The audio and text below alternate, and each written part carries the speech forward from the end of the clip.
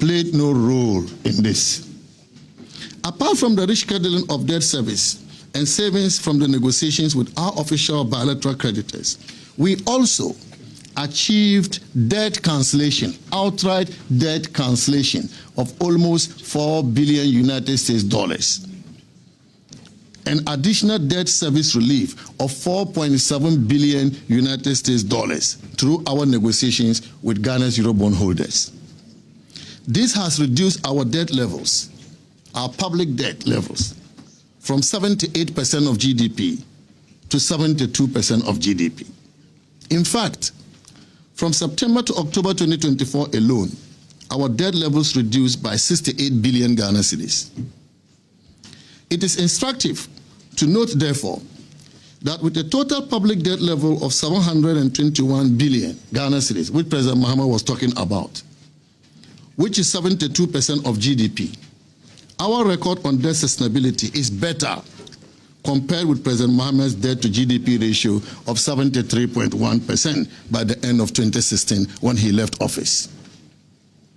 This, therefore, does not give the President a good standing to teach us lessons on debts. The energy sector debt at the beginning of 2017 stood at $2.5 billion.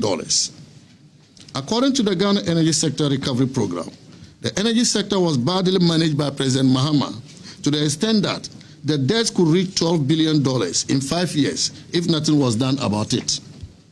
President Akufo-Addo ensured that this did not happen. And we ended our administration with $2.4 billion debts in the energy sector, less than the $2.5 billion we inherited from President Mahama in 2016, and notwithstanding the fact that President Akufo-Addo kept the lights on. Yeah. The MPP administration kept the lights on by spending $6.2 billion in the process over 7 years, with 2024 expenditure on energy alone standing at $1.4 billion. It is important to state also that the bulk of the ECG debts the President referenced in his address came from excess capacity payments because of take-or-pay energy contracts signed by President Mahama. These payments could not be reflected in electricity tariffs because PURC allows for only the cost of energy consumed to be in tariffs and not the cost of contracted energy. This is what resulted in the debts. And so we ask, as we often do, now who caused some? President Mahama should have been the last to come talking about energy sector debts when the bulk of the debts were caused by deals that he signed in his previous administration. Even with these debts from President Mahama's energy deals, Nana Akufo-Addo kept the lights on. We expect the President to do the same. Keep the lights on, Mr. President. The President refers to some 55 stalled projects funded from external resources because of non-disbursement of $2.9 billion, pales in the shadow of the savings we have made for Ghana, which he's going to be a beneficiary of anyway. The consequent savings Ghana is making through the rescheduling of the debt service in respect of this project shows that our debt management strategy was masterstroke. The reason the President must applaud us rather than doing politics with it. We wish to state, without any equivocation, that unlike the NDC, the MPP administration borrowed to develop our country. By the end of our administration, we increased the size of GDP by $20 billion and created 2.3 million jobs in 8 years, the highest job creation of any government since independence. This contrasts with the previous Mahama administration, which supervised a contraction in GDP by $10 billion between 2013 and 2016. The President's assurances to bondholders about his commitment to honor matured coupons is good. That is what this government must do to continue to increase investor confidence in the economy. However, to present this as a new policy or measure is to play mischief. The honoring of the matured coupon payment of 6 billion Ghana cedis in cash and 3.4 billion Ghana cedis in kind due in February 2025 to all domestic debt exchange program bondholders, which President Mohammed's government did, was the fourth of these payments. The previous three payments honored under the MPP administration. So it is not new. I was even shocked because when we did the payment, the three payment, it was the Ministry of Finance which issued statements. I was shocked that for the fourth payment, the president himself issued a statement as if to say that this is an achievement. Hey, this is the first time this is happening. I was very shocked. And I was wondering how the professionals at the finance ministry who usually do this were feeling. I was wondering. Such professionals have been asked to shut up for the president to do that job. In fact, the previous MPP government honored these three previous payments to domestic bondholders between August 2023 and December 2024, totaling 17.25 billion Ghana cedis in cash and 9.77 billion Ghana cedis in kind, based on the prescribed payment terms. Also, individuals who did not tender their bonds were paid coupons amounting to 515 million Ghana cedis at various times between 2023 and 2024, in line with the MOU signed between the government and the coalition of individual bondholders. And we did these payments without all the noise about sinking fund. The breakdown of the payments were as follows. First payment, August 2023, total payment of 8.55 billion Ghana cedis. Second payment in February 2024, total payments of 9.11 billion Ghana cedis. And the third payment, August 2024, total payments of 9.35 billion Ghana cedis. Energy sector. The government's handling of the power situation has increased uncertainty about economic growth prospects this year. The promises by the president in his address to the nation to fix the current doomsaw cannot be different from those he made during the 4 years of doomsaw endured by Ghanaians between the end of 2011 and 2016. Not even the creation of a new Ministry of Power by him could save the nation from the excruciating effects of doomsaw, resulting in the dismissal of then Minister for Power in January 2015. Even in 2016, there were major power interruptions which were blamed on maintenance and what was described as localized faults, a new term for PR stunt intended to cover up doomsaw, as the government was avoiding issuing load shedding timetable despite public demands for it because the general elections were close. Yet, the Ghanaian people knew doomsaw had not ended because they lived with it and continued to suffer from it. Mr. President, you did not fix doomsaw as you claimed in your address. What? Your record on doomsaw is abysmal, unlike your predecessor, Nana Addo Dankwa Akufo-Addo, who kept the lights on. Yeah. As we are back to doomsaw in another Mahama term, Ghanaians remember with fear and anxiety the potential devastation this could cause for them and their businesses, especially small businesses like hair salons, welders, dressmakers, and many more who earn their daily bread from these vocations. Many people and businesses have already felt the pinch and the pain of living with the current doomsaw. We have also seen the return of electric generating sets in shops, in clinics, and at social events. Mr. President, this is the true state of our nation and not what you presented to Parliament.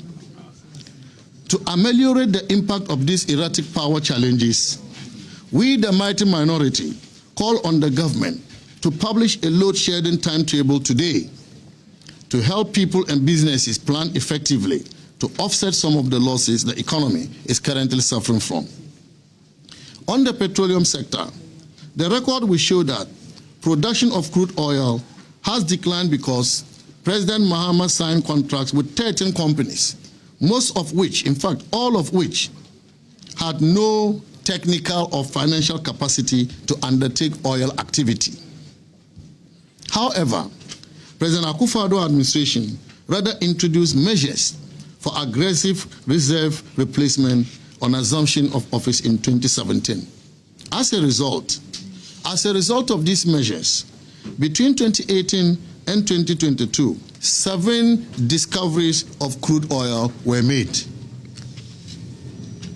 Ladies and gentlemen, as industry watchers know, the COVID-19 pandemic slowed down operations across the oil industry in the world, which affected the appraisal of these discoveries in Ghana. To incentivize these companies, the then government, the Akufo-Addo government, took the decision to restore their lost time to them. Several amendments were also made to the existing frameworks to provide further incentives to the industry. The MPP government could therefore not be accused of creating a hostile business climate and excessive political interference in the words of President Mahama. The MPP administration also added to crude oil production with the coming on stream of Jubilee Southeast in September 2023, which added 30,000 barrels of oil per day to production from the Jubilee field, thereby taking production from the field to 100,000 barrels of oil per day. Ladies and gentlemen, we are alarmed at the risk of these power challenges, reversing the economic turnaround in Ghana, as evidenced by the resurgent economic growth achieved last year. The dangers to economic growth are very visible for us to see. There is no reliable power supply now. Investors are being turned away by a government that is baselessly painting a bad picture of its own economy.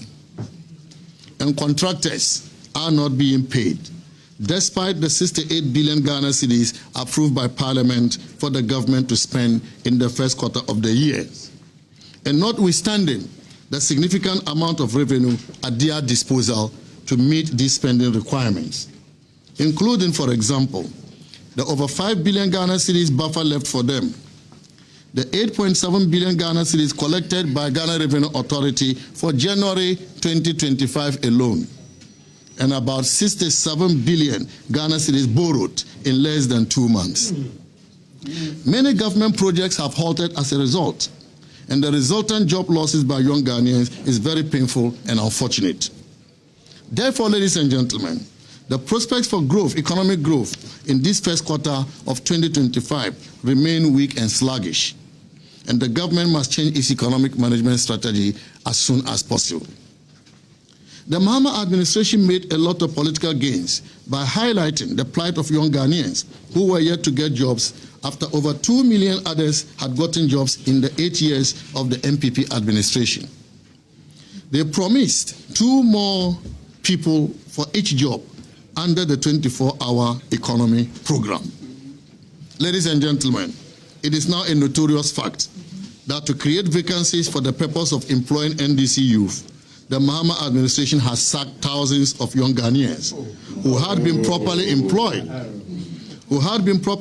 by the previous administration.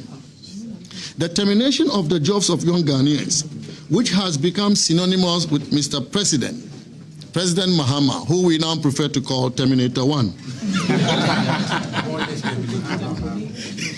is a sign of what is yet to come. Sacking people from employment and replacing them later with others does not amount to job creation. What the people of Ghana want are new jobs for those yet to be employed. President Mahama knows that. The programs he outlined in his statement, Nkoko, Nkitinkiti, and the rest, cannot create sustainable jobs for the Ghanaian youth. Hence, they resort to termination of existing jobs for future replacement to shore up his job numbers. This is after President Mahama had argued, sadly, in 2016, that it was legitimate for an outgoing administration to recruit and sign deals up until the midnight of January 7 the following year, when its term expires. Not only are these double standards worrying, but the dismissals will no doubt worsen the unemployment situation which he promised to fix.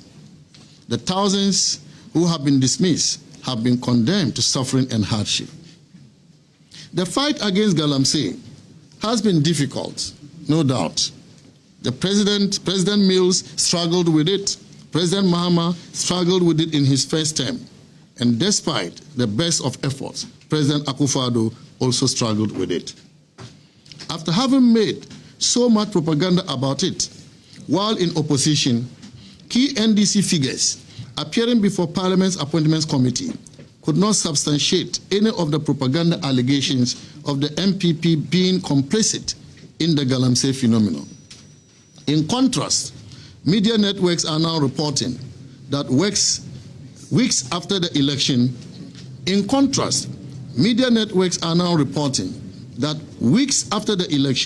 known NDC kingpins in the Ashanti region have invaded some forests and commenced Galamsey activities there. Also in the western region and the eastern region. And Western North, all over. And the president is quiet, is silent on all this. On the 19th day of January 2025 edition of the Ghanaian Daily Graphic, it was reported that illegal miners numbering about 60 breached the Anglo Gold Ashanti Mine security fence and intruded at Cote D. The aim of the illegal miners was to enter the deep decline. The decision to enter the deep decline was because of a promise made to these illegal miners by the leadership of the NDC during the campaign. The promise was to assist them to illegally mine in areas which had been legally acquired by the Anglo Gold Company. Also, the Minister for Lands and Natural Resources, speaking to Parliament on February 19, 2025, raised a very disturbing issue of insecurity, leading to an alarming rate of illegal mining activities within the nation's forest reserves. 9 out of the 44 forest reserves have been completely taken by illegal mining thugs with impunity. Our security agents and the Forestry Commission no longer have access to these forest reserves. We wish to ask, since when thugs involved in illegal mining became more powerful than our well-trained security agents? This is the true state of the fight against Galamsey, for which reason the President's address was scanty on any real steps to tackle the canker. Infrastructure development. The President conveniently omitted from his address the strides made in the housing sector under the immediate past administration. This included the completion of some of the stalled projects inherited in 2017, like the Asokore Mampong housing project, resumption of works on the Adenta SHC estates, and the selection of the private partner to commence work on the completion of the Saglime project. Additionally, 1,000 homes were delivered to the security services, 1,000 homes delivered by the TDC, and nearly another 1,000 homes by the State Housing Company. The administration also set up the National Home Ownership Fund that has delivered about 500 homes so far.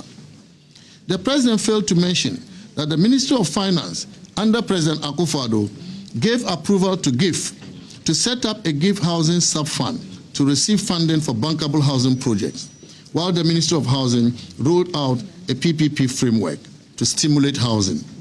These strides made in the housing sector marked an unprecedented change in the approach to resolving the housing deficit in Ghana. Instead of seeking to lambast the outgone administration, credit should rather be given to it, followed by a commitment to build on it. The Ghana Priority Health Infrastructure Project, referred to as Agenda 111, was to design, construct, and equip 111 hospitals across the country. The need for the construction of hospitals became essential after Ghana recorded its first case of COVID-19 on 12 March 2020.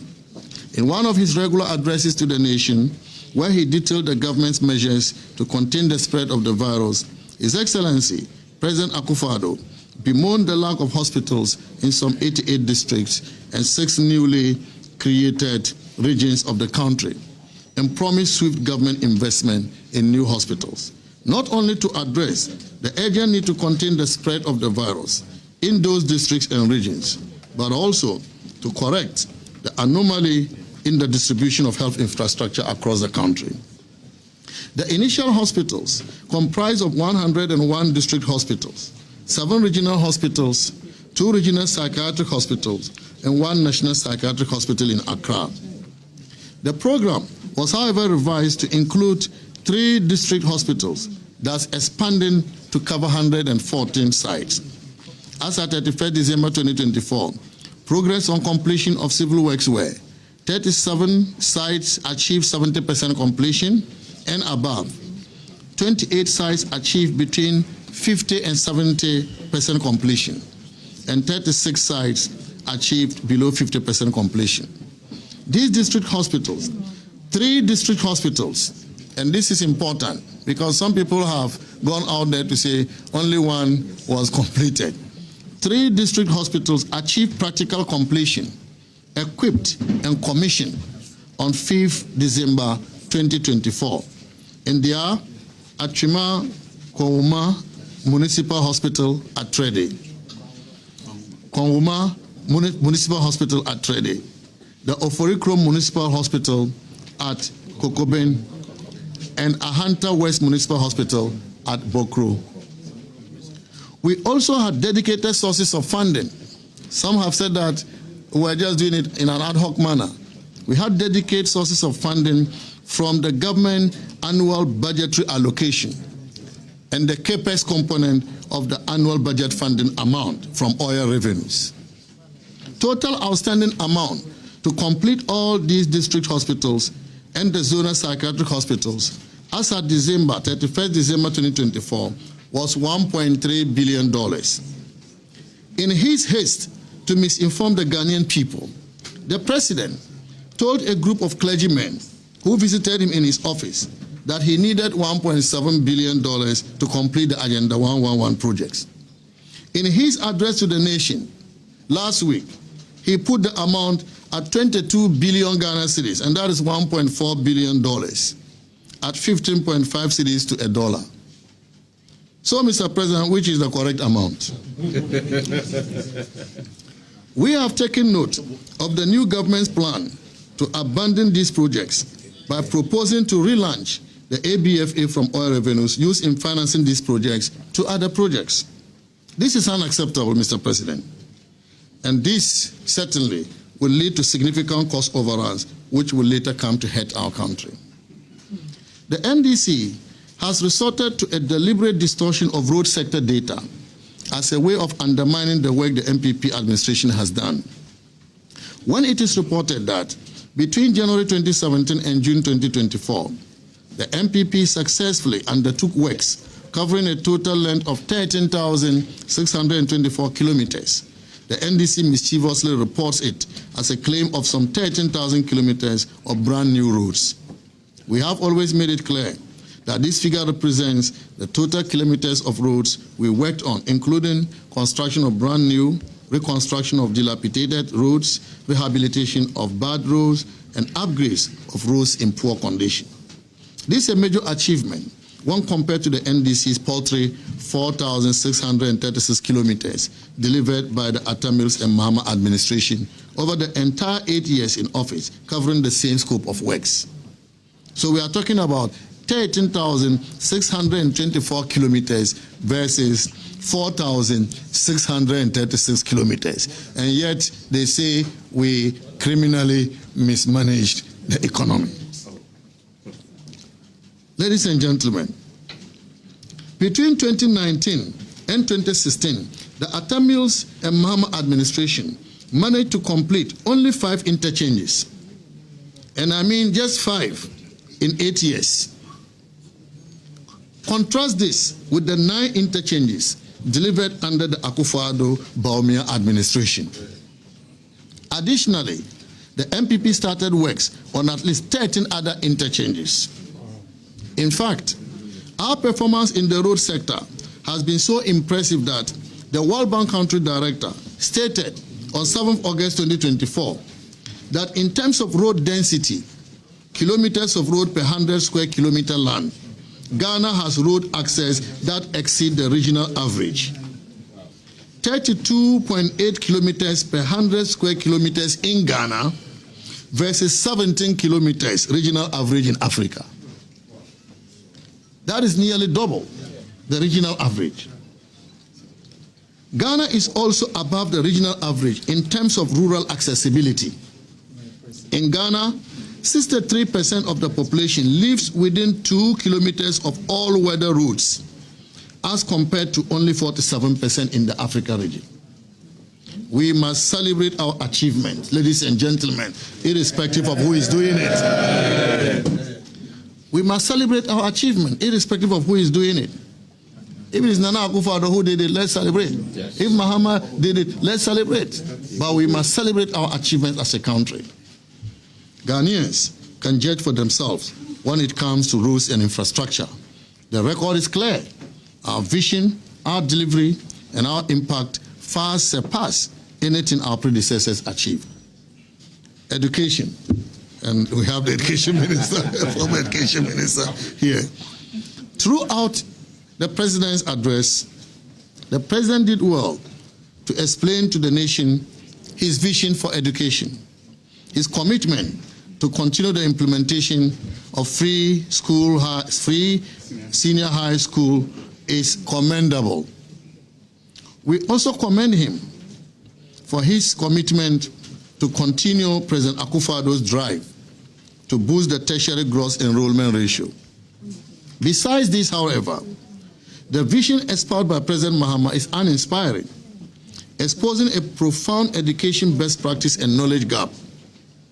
Clearly, the president's speech lacked coherence and did not articulate clearly the role of education in the transformation of Ghana. Many of the initiatives announced are already being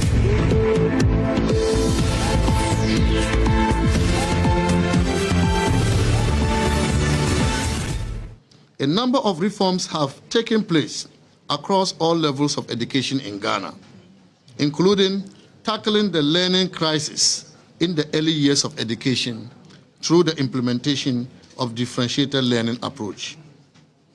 In the face of COVID-19, teachers and other education workers came together and saved our nation from what could have been catastrophic learning losses. By working together, our primary two literacy jumped from 2% in 2015 to 38% in 2022. To equip learners with 21st century skills at the secondary level, the Ministry of Education, under Akufo-Addo's administration, had a total overhaul of the country's secondary education curriculum with a focus on improving national values, promoting STEM education, and preparing learners for the field of work. To make sure that our students meet global standards and participate in the fast growth of digitalization, advancing STEM education for Ghana's transformation was a key focus in our government. Thus, 13 STEM schools have been built across the nation. These include Awoso STEM Senior High School, Kwasi STEM High, East Legon STEM Academy, Pasimpe STEM SHS, Bosenchi STEM, and Girls HSS, and so on. In addition to that, over 20 STEM centers have been built in existing schools across the country. Contrary to the assertion by the President that the Ghanaian education system is outmoded, we have rather enhanced our education system during the last few years. An education system that has introduced courses like biomedical sciences, engineering, aviation, manufacturing engineering, robotics, and so on. We have also built science and engineering labs across the country. This system of education cannot be described as outmoded. It cannot be described as outmoded. Robotics.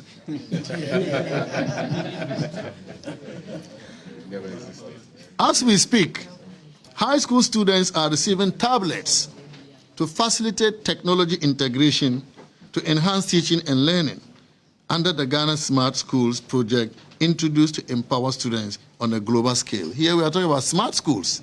That cannot be outmoded.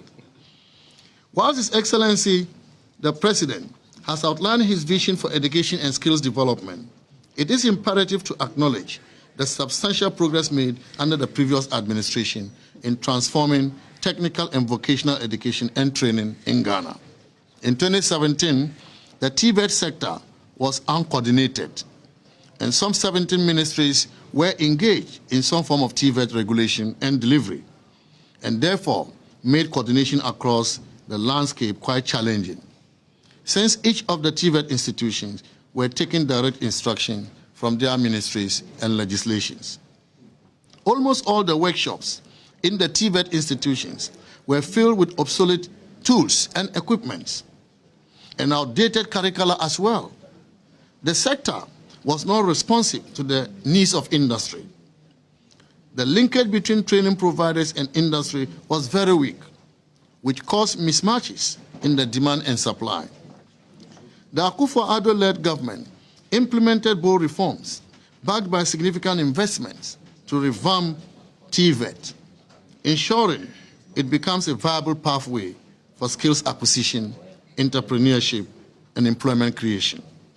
Some of the key interventions and accomplishments in the sector include the establishment of the Commission for TVET and the Ghana TVET Service, introduction of free TVET into the free senior high school policy, leading to a massive jump in 3-year enrollment from 41,696 students in 2016 to over 172,473 students in 2024. Construction of 4 new TVET centers of excellence, rehabilitation and equipping of tertiary and pre-tertiary TVET institutions, implementation of competency-based training, establishment of sector skills bodies, among others. We have laid a very solid foundation for TVET transformation in Ghana. The focus should now be on consolidating these gains rather than presenting an inaccurate narrative that disregards these achievements. The future of TVET in Ghana depends on building upon those robust interventions to further enhance skills development and economic growth based on our proposed TVET policy that focuses on just transition, governance, access, quality, sustainable and efficient financing, research and innovation, competency-based training, and environmental sustainability. A little on the judiciary. The president complained about politicization of the judiciary and the need to make it independent. This is very unfortunate. This is a myth on their mind, their own minds, that they are pushing to the Ghanaian people to discredit the only institution that is not formed by political parties. The power to appoint lower court, district, and circuit court judges is in the Chief Justice, subject to the approval of the President under Article 148 of the 1992 Constitution. No political person has power to start the process. If the President doesn't approve, all he can say is no. What evidence then has the President got to portray that our judiciary has been politicized? Pursuant to Article 144 of the Constitution, Superior Court judges are not appointed by the President alone. His choices must be approved by the Judicial Council and by the Council of State. Any refusal by any of these bodies means the President's nominee will not become a judge or be promoted. By Article 153 of the Constitution, the Judicial Council is made up of 14 constituencies. The President contributes in the selection of the Attorney General and 4 non-lawyers to the Council. How is the President suggesting that these non-lawyers that he sends can politicize independent thinking of the remaining majority on the Council? Judges are professionals who must serve our democracy free of insinuation that intimidate them, as if they don't toe a political line, they will not be appointed to the next level. It is such utterances by politicians that can affect the ability of judges to serve the country independently. If that is what he wants to achieve, then it is unfortunate, really unfortunate. After all, he kept saying that his party will look through their ranks and encourage them to become judges, to serve the interests of his party. Therefore, in our view, the President's statement about politicization of the judiciary is only an expression of his own agenda, which he kept touting before the elections, if we recall. That's true. Insecurity. Ghana has been ranked the second safest destination in Africa by Alteza Travel, a global tourism firm. According to their 2025 tourism report, Ghana boasts a remarkably low crime rate, surpassing even countries like Canada, Greece, and Australia in terms of safety. Under President Akufo-Addo, a deliberate policy and planning had been implemented to enhance Ghana's peace and security. The crime rate in the country, for instance, had reduced significantly following the increase in police visibility. The visibility has brought discipline on the roads and made communities safer. However, in a rather contrasting and worrying view, following the election of President Mahama in the 2024 general elections, several acts of lawlessness and violence have erupted in the country, leading to the arrest of over 100 people suspected to be supporters of the ruling party. And this is according to BBC report, December 11, 2024. Supporters of the newly elected president, who won jobs, have allegedly attacked some state institutions, looted property, and engaged in disturbances that have left some police and military personnel injured. The president was silent about all this. How can you talk about the state of the nation without talking about the spate of violence and lawlessness that we are all witnesses to over the last 2 months? Ladies and gentlemen, I'll give you a few instances of this violence. At Ayanswano, angry youth set the Electoral Commission office ablaze. The standoff at the Ghana Gas headquarters, we all remember, where security forces fired warning shots to disperse a crowd of protesters belonging to the NDC. Imam Obi, hooded individual, parading through the streets on vehicles and motorbikes, disturbing everybody's peace, and nobody said anything to them. In Obuasi, civilians and party members were in direct showdown with military officers. Several shooting incidents led to 4 dead and many injured. In Damongo, frustrated youth stormed the Damongo Municipal Coalition Center and set the EC office ablaze. 1 person died, and the office was burnt down. 8 suspects were also arrested for attacking the Metro Mass Transit workshop in Sunyani, Bono region. Suspects unlawfully entered the workshop premises and attacked and threatened workers, forcing them to flee. A wave of violence swept through Ejura police station as angry Zongo youth attacked a local police station, freeing suspects on remand and setting the police station on fire. The lifeless body of a final year biological sciences student of Kwame Nkrumah University of Science and Technology was discovered near the KNUST Disability and Rehabilitation Center. The Council of State Elections in the Ashanti region descended into chaos as a group of unidentified thugs stormed the election center, disrupting the sorting and counting of ballots. In Bunturugu Yunyo, chieftaincy clash have led to 4 people losing their lives. 4 students were arrested at Weja Divisional Police Command after a clash ensued between some students of Christian Methodist Senior High School and local youth over a missing mobile phone at the school premises at Aplaku. 5 students sustained severe injuries, with several others suffering minor wounds after violence erupted during a peace ceremony between students of Boku Senior High School and Boku Technical Institute. 20 students from Salaga Senior High School in the East Gonja municipality of the Savannah region have been arrested following a violent clash that left 1 person with multiple stab wounds. It is sad, ladies and gentlemen, to mention that because of the insecurity in our country, the Electoral Commission has not been able to conclude Ablekuma parliamentary election declaration. Which we won. This certainly is a dark spot in our democratic dispensation, given that the people of Ablekuma North are currently not having a representative in parliament. Insecurity in the Boku area continues to heighten in recent times, with a woman and her 2 children being tragically murdered in their home by gunmen on February 9, 2025. Again, on February 25, 2025, a 13-year-old boy was killed in the same township. The indiscriminate killing of the indigenes of Wali Wali and its environs is getting out of hand, and the imposition of curfew in the area is making it difficult for our Muslim brothers and sisters to wake up at dawn to eat and start their fasting. Government needs to decouple politics from security and ensure that every Ghanaian is protected. Mr. President, the security situation in our country is indeed very worrying.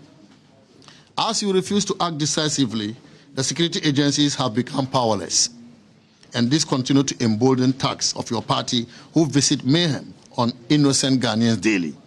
Sadly, the homes of some former public servants have been raided in Rainbow Star. That can only be akin to what happens in a military coup d'etat. For many Ghanaians, this is reminding them of the dark days of our nation's history. The president must act, and indeed, action is required now. Rather strangely, whilst officials of the MPP administration are being harassed and investigated, former officials of the NDC government who were on judicial trial have been cleared of all criminal charges against them, and in some cases have been rewarded with juicy appointments, like the current governor of the Bank of Ghana. Yes. Today, we are being told that crime has party colors, and our country has been turned into an animal farm, where 4 legs good, 2 legs bad. In conclusion, ladies and gentlemen, we, the mighty minority, are ready to do our work. We are ready to do our work, to provide truthful information to the Ghanaian people on the affairs of our nation, especially as the government is holding a national economic dialogue, which is intended to whitewash the unfounded and baseless claims of the mismanagement of our economy under the SWAL MPP administration. That is what they are doing there. They are even scaring the people of Ghana further by putting out unaudited outstanding claims on government. And we will expose this mischief at the right time. Yes. We believe that these unholy moves by the NDC are intended to buy time to cover for its incompetence in managing the economy, and to establish the basis for increasing taxes and introducing new taxes in the 2025 budget statement, even as they are promising to scrap e-levy, COVID levy, and others. Ladies and gentlemen, I want to ask you, does it make sense to scrap e-levy and betting tax and replace them with new taxes on the telecommunication industry? They are bringing back VAT on telecommunication. They are increasing the growth and sustainability levy on the mining industry. And they are bringing back VAT on the financial services and real estate industries. Wow. All these taxes will be passed on to customers, to the Ghanaian people. The people of Ghana should wait for the deception of the NDC government when they present the 2025 budget. Sakawa. Taxes galore. Sakawa. This is how they intend to tax Ghanaians to collect their target of 200 billion Ghana cedis in tax revenues this year. This NDC government accused us, the MPP administration, of overtaxing the people of Ghana, because by the end of 2024, the MPP administration collected 152.9 billion Ghana cedis, and that was 17% tax to GDP ratio, taking it from President Mohammed's 13% in 2016. How do you then turn around to expect to collect 200 billion Ghana cedis in an economy you call a broken economy? Ladies and gentlemen, we, the mighty minority, will join the people of Ghana to resist any attempt to smuggle in new taxes or increase existing taxes. We owe it a duty to hold the government accountable for their promises to the people of Ghana. We can only accommodate scrapping of taxes. We cannot accept new taxes or increase in taxes. Ladies and gentlemen, as a country, we have come a long way, working closely with our key stakeholders, including the IMF, World Bank, the African Development Bank, our bilateral partners, domestic and international investors, and more importantly, the Ghanaian people, who have sacrificed so much to see us get this far. We can assure you all that our partners and most of the people of Ghana are not happy because the president used his State of the Nation address, in fact, the false State of the Nation address, to reverse the gains made, especially towards building confidence with investors. The president has painted the picture of a country that has been economically mismanaged, when in fact, we have turned the corner from what we have all come to know was the worst economic crisis in Ghana following an unprecedented global crisis between 2020 and 2022. Even when they were confronted with a domestic challenge in the form of doomsday, they ran to the IMF to save the economy. How much more a crisis that plagued the entire world, including our country, and in no mean a proportion. What the president has done is like putting a gun on one's head and pulling the trigger. Investors had felt the hope of a resurging economy in Ghana and were looking forward to the new things the president was bringing to consolidate the gains. The president has effectively told them to go away because the economy is in crisis, contrary to the evidence. The cost of living crisis is a global problem. It's a global problem, and we all know that. But that cannot be used to degrade the entire economy in the face of overwhelming data pointing to the contrary. And in addressing the cost of living crisis, the president himself walked or drove himself to a meeting with leaders of the labor union to assure them he was on top of his job, only to offer them 10% increase in the base pay. When his predecessor, Nana Addo Dankwa Akufo-Addo, without this drama, offered them 23% from January to June and 25% from July to December 2024, in an economy that is criminally mismanaged in the words of President Mahama. He also touted his economic struggle around the 24-hour economy to deliver jobs to the youth. However, the only area he mentioned was in the processing of passports. Not even the incentives to industries that will create sustainable jobs.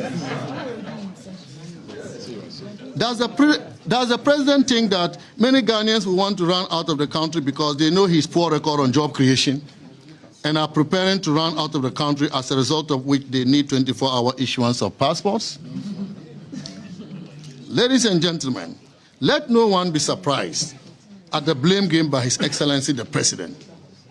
It is not new. This is what the President said about the late Professor John Evans-Atta Mills in his last State of the Nation delivered on January 5th, 2027, when he left office from his previous government. 2017, January 5th, 2017, in which he blamed the poor performance of their first 4 years, during which he served as Vice President. And I quote, Mr. Speaker, we inherited in 2013 an economy that was running a high deficit with increasing inflation and interest rates. Mr. Speaker, we inherited in 2013 an economy that was running a high deficit with increasing inflation and interest rates. It was also characterized by a rapidly depreciating currency. This unstable macro environment created an unfavorable investment environment for both indigenous and foreign capital, as well as investors. Our forum at Senchi was an attempt to forge a consensus for a homegrown fiscal consolidation program. The Senchi outcome eventually became the basis for the IMF Extended Credit Facility program we are implementing. Unquote. This is President Mohammed's statement about the government he served as Vice President. So, ladies and gentlemen, it appears we are back there. We are back there with another round of blame game. And don't forget, and another national economic dialogue. And don't forget, with the same Dadanua, His Excellency John Dramani Mahama, who promises to create jobs and begin by firing those who have jobs. Ladies and gentlemen, fellow citizens, this is the true state of the nation, which the mighty minority has presented to the Ghanaian people.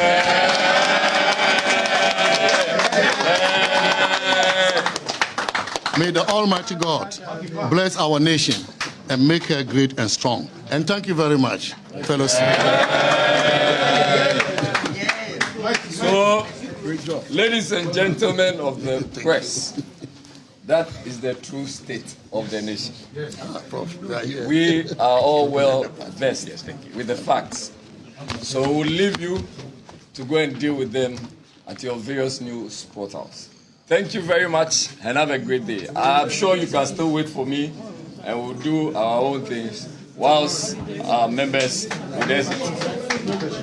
Thank you very much. No questions. Well, John Mama, It's been delivered. good one.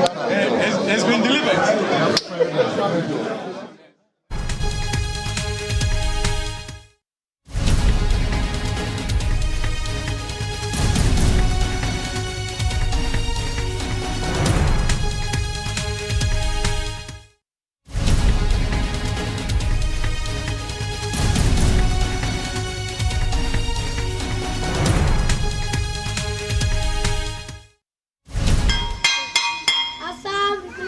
Oh, I be human being, oh, I be human being, oh, I be human being, oh. Every now and then, teachers and pupils are chased out of the class by snakes. Born into this world just like you. So this structure serves two purposes for the children and the animals. An animal will occupy here, shit and urinate all over, even on the tables. I'm hoping that you will come and help me, oh. So just write it here, L. L? Yeah. L? Oh, I be human being, oh, I be human being, oh. Who will care enough to fix the crumbling before they start? Be fair to us. Crumbling Start, as Tuesdays on JoyNews, in partnership with School for Life. Just like you. Alex Hunter.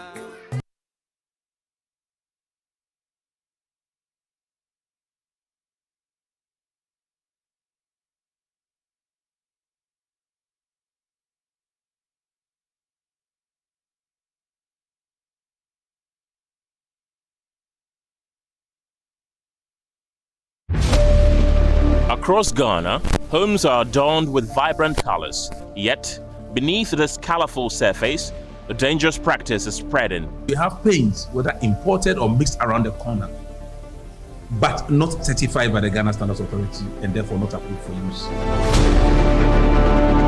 But the bigger danger lurking around is lead-based paints sold on Ghanaian markets. Sometimes the paints are even expired or about to be expired.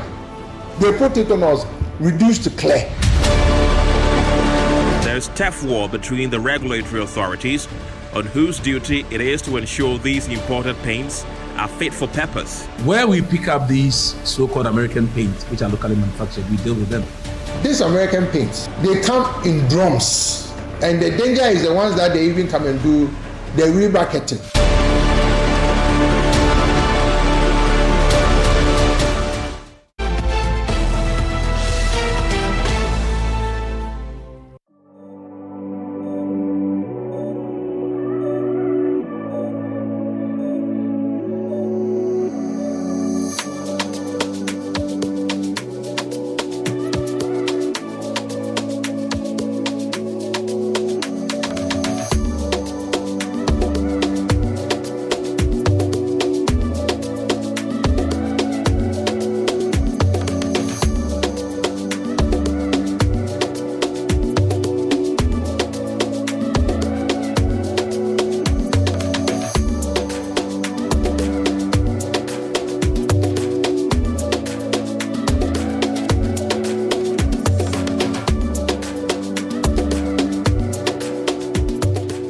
And today we are we are at another venture of the festival known as Akom's Night, and this was done to seek for answers, solutions from the gods and ancestors. So the traditional priests and priestesses, what we are seeing right now, they did all this to daybreak, half naked.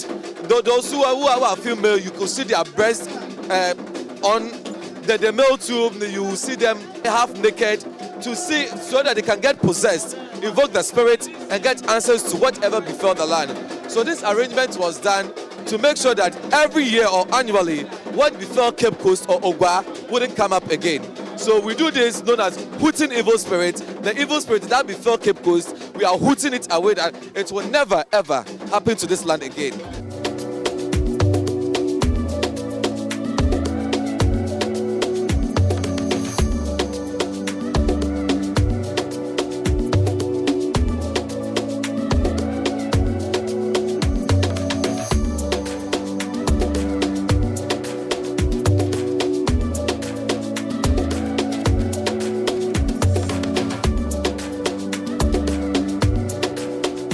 This is like a cultural display of how our forefathers suffered from the colonial masters. So we are just trying to portray what happened back in the days. Yes. This happens every year? Or this is the first time it's happening for this year? This is the second time we are doing this in Cape Coast.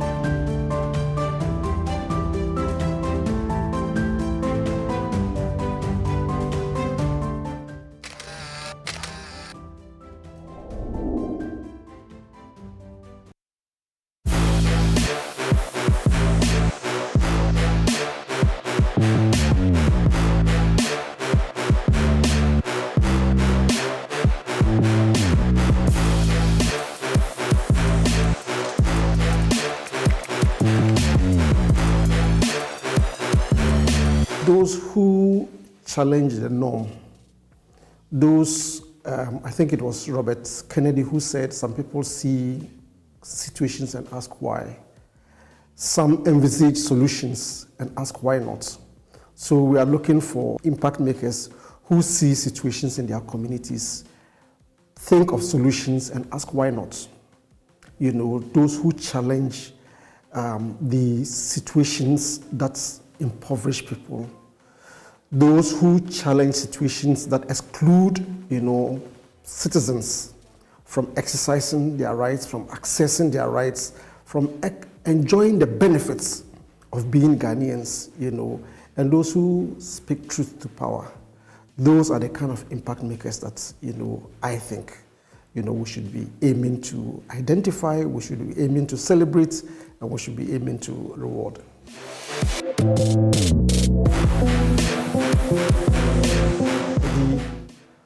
Who leads by example, somebody who is helping to address a salient issue in a community, an issue that is critical to vulnerable groups, disadvantaged groups, excluded social groups in their communities. Someone who is seeking to make a change without looking for remuneration, without looking for compensation, that he or she is doing it for altruistic reasons, but also somebody who is willing to join hands with others, rather than say that this is my project or this is my activity, but wants to join hands with others, to make life better.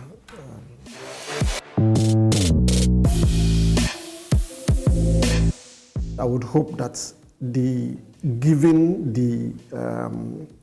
the brand, the recognition, the legitimacy of Joy and multimedia, any recognition coming from this station, coming from this company, is in itself something to be celebrated. So I think they feel adequately rewarded. But I also think that it inspires them to do more. That the example of they being celebrated on TV and radio and online would also inspire other people to say, let me also do similar.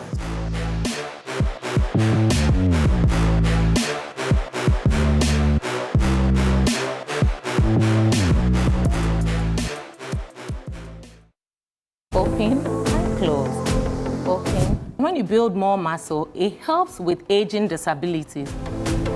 Let's talk non-communicable diseases and everything health-related.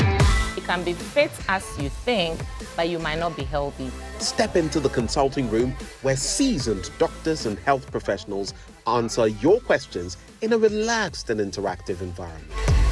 How would I even know that I'm going through chronic stress? Concentration is poor, attention is poor, memory is affected, libido is affected, your diet. Music can cure stress one time. It's a stress reliever. No stress, no jargons, just expert advice for your well-being. The most important thing in my life is my life. And if I die at 60 of something of a preventable disease, how smart am I? Welcome to Consulting Room 5, only on JoyNews. After you, no you.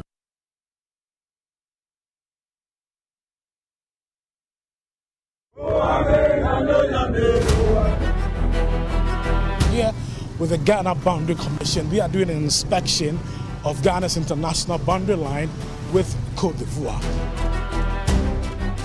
Have you ever wondered what it takes to protect, manage and resolve disputes along these boundaries?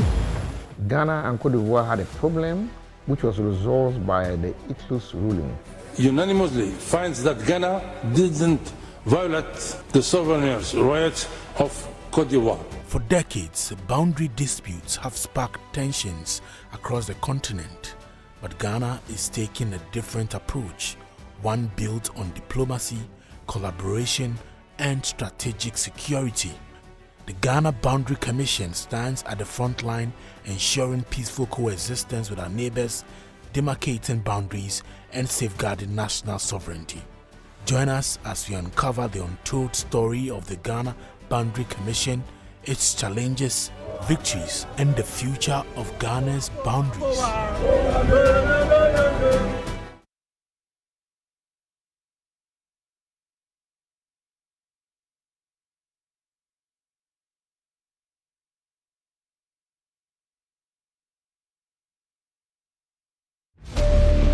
Across Ghana, homes are adorned with vibrant colors. Yet, beneath this colorful surface, a dangerous practice is spreading. We have paints, whether imported or mixed around the corner, but not certified by the Ghana Standards Authority and therefore not approved for use. But the bigger danger lurking around is lead-based paints sold on Ghanaian markets. Sometimes the paints are even expired or about to be expired. They put it on us, reduced to clear. There's tough war between the regulatory authorities on whose duty it is to ensure these imported paints are fit for purpose. Where we pick up these so-called American paints, which are locally manufactured, we deal with them. These American paints, they come in drums. And the danger is the ones that they even come and do the rebracketing.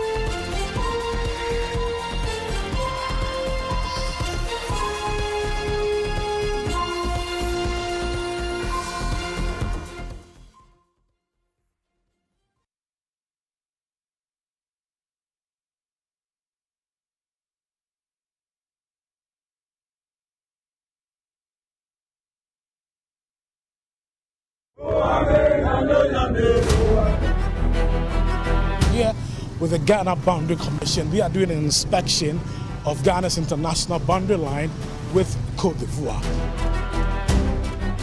Have you ever wondered what it takes to protect, manage and resolve disputes along these boundaries? Ghana and Côte d'Ivoire had a problem which was resolved by the ITLUS ruling. Unanimously finds that Ghana didn't violate the sovereign rights of Côte d'Ivoire. For decades, boundary disputes have sparked tensions across the continent, but Ghana is taking a different approach, one built on diplomacy, collaboration, and strategic security. The Ghana Boundary Commission stands at the front line.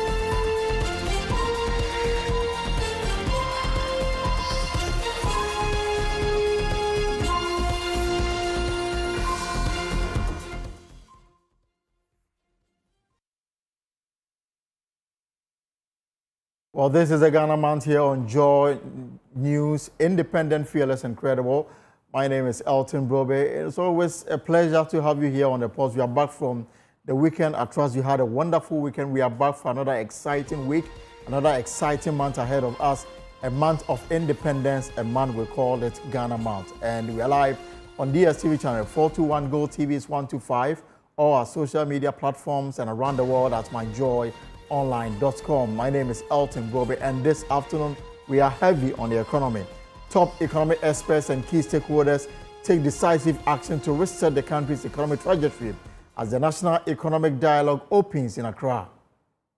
The private sector can do a lot. And especially with the connectivity with the free trade zones that we are part of. We could actually become, an industrial power, that can feed into the neighbors as well as the rest of the world. More as President Mahama insists he inherited a broken economy, but described the dialogue as the defining moment.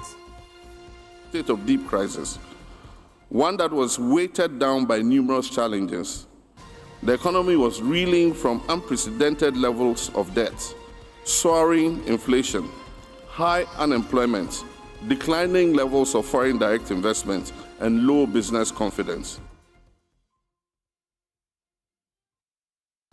On the other side of the political divide, MPP minority delivers its version of the true state, what they call it, nation address, insisting they manage the economy well.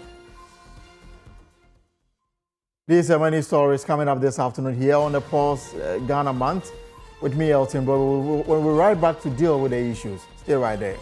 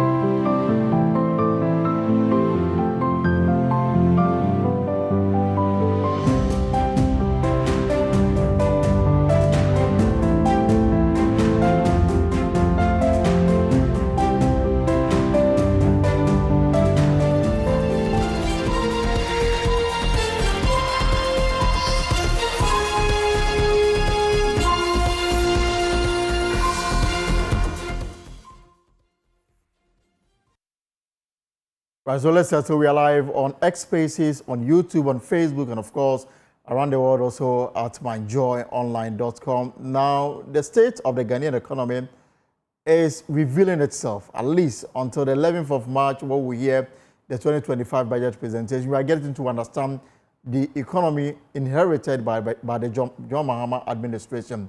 And this afternoon, the president is hailing the national dialogue, which is ongoing, as a pivotal moment for Ghana's future, being held under the theme, Resetting Ghana, Building the Ghana We Want. The dialogue commenced this morning